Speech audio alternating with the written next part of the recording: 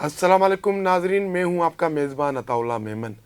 आज हम बात करेंगे कि सिंध में एक बड़ी ताकतवर तहरीक चल रही थी पीर पागारों की, वो अचानक से क्यों बंद हो गई, क्यों खामोश हो गई, उसकी क्या वजह है।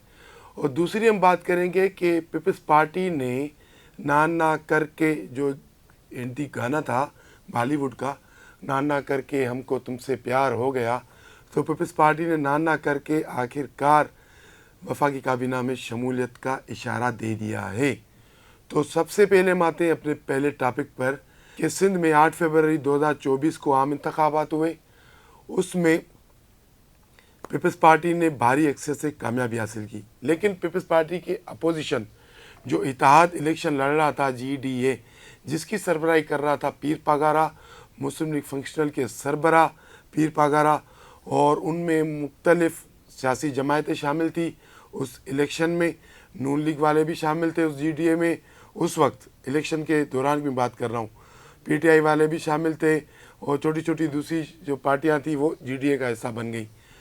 तो इलेक्शन हुए तो GDA को बहुत बुरी शिकस्त नसीब हुई। GDA के जो बड़े बड़े रहनुमा थे, पी सदरुद्दीन शाह राशिदी, अरबाब गुलाम रहीम, जुल्फ़िकार मिर्ज़ा, फहमीदा मिर्ज़ा के दोनों बेटे, और दीगर जो बड़े बड़े रहनुमा थे, लियाकत जतोई साहब थे, गुलाम मुर्तज़ा जतोई साहब थे, वो सारे इलेक्शन हार गए। जब ये इलेक्शन हार गए तो इन्होंने दांधली का शोर मचाना शुरू कर दिया। पीर पागारों भी मैदान में उतरे। पीर पागारों ने प्रेस कॉन्फ्रेंस की और कहा कि ये इलेक्शन चोरी किया हुआ है, हम इलेक्शन जीते हुए थे, आसिफ जरदारी को, पीपल्स पार्टी को इलेक्शन ये चोरी करके दिया हुआ है, और इलेक्शन से पहले ही हमारे पास लोग आए थे कि जरदारी से पेचअप कर लो तो आपको सीटें मिलेंगी। हमने जब इनकार किया तो हमसे हमारा इलेक्शन छीना गया है, हमारा मैंडेट छीना गया है, हम ये बर्दाश्त नहीं करेंगे, हम एहतजाजी तहरीक चलाएंगे। उस तहरीक में JUIFA मौलाना फजल रहमान ग्रुप भी आगे आगे था। तो बहरहाल इन्होंने हैदराबाद में पहला धरना दिया, फिर इन्होंने मोरो में धरना दिया, फिर अगला इनका धरना बदीन में एक यानी शेड्यूल था, लेकिन वो मुलतवी हो गया।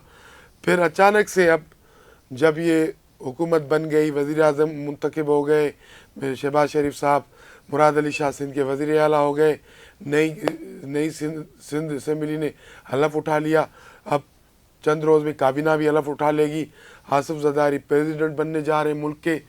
तो इस सारे सिनेरियो में जो सिंध में पीपल्स पार्टी मुखालिफ तहरीक थी वो दबके रह गई है। अब कहीं भी सिंध में शोर शराबा नज़र नहीं आता कि भाई धांधली हुई, मैंडेट चोरी किया गया, हमारे साथ ज़्यादती हुई। जो शोर यानी कि इलेक्शन के बाद शुरू हुआ था।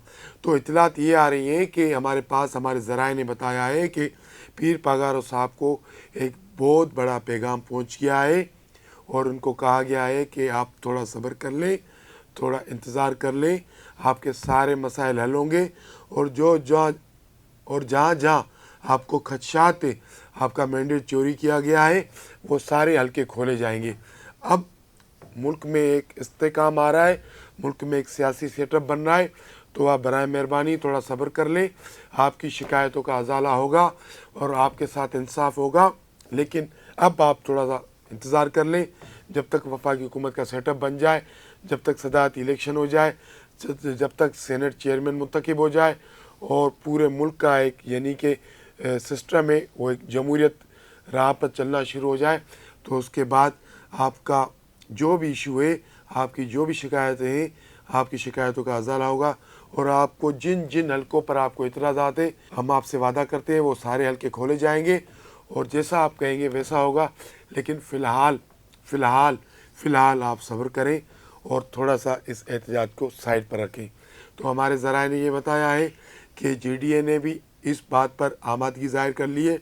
गुज़िश्ता रोज़ पीर सदरुद्दीन शाह राशिदी की सदारत में GDA का एक इजलास हुआ, उसमें भी ये तय किया गया कि एहतजाजी तहरीक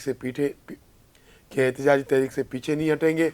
फ़िलहाल थोड़ा सा सब्र कर रहे हैं, अब देखते हैं नई हुकूमत बन जाए, उसके बाद जो हमसे वादे किए गए, जो हमसे यानी कि पैगाम हमें पहुंचाए गए, उस पैगामों पर क्या अमल होता है, फिर उसके बाद हम दोबारा मैदान में उतरेंगे।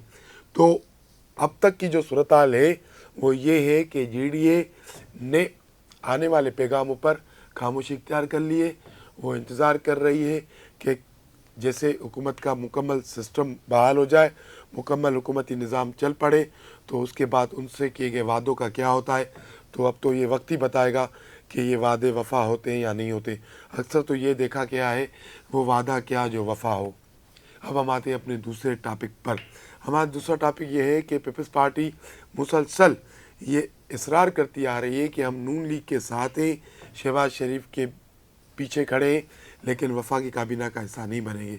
लेकिन जिन्होंने पीपल्स पार्टी को नून लीग के साथ बिठाया है, जिन्होंने पीपल्स पार्टी से शहबाज शरीफ को वोट दिलवाया है, जिन्होंने नून लीग से आसिफ जरदारी को सदर बनवाया है, तो उन्हीं लोगों के कहने पर, उन्हीं लोगों के इसरार पर अब इतलात ये आ रही है कि पीपल्स पार्टी ने वफाकी काबीना में शमूलियत का इशारा दे दिया है। उसका अहम सबूत पीपल्स पार्टी के रहनुमा सैयद खुर्शीद शाह का वो बयान है जो अभी अभी सामने आया है कि हम अगर मुल्क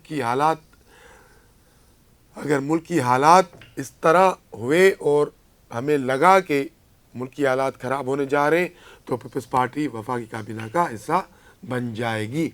तो कहने का मतलब ये है कि खुर्शीद शाह का बयान इस बात की दलील है और इस बात की तरफ इशारा कर रहा है कि पीपल्स पार्टी आने वाले दिनों में वफाकी काबीना का हिस्सा बन जाएगी और ये दोनों भाई, नून लीग और पीपल्स पार्टी वाले दोनों भाई साथ बैठेंगे, मुल्क का निज़ाम चलाएंगे।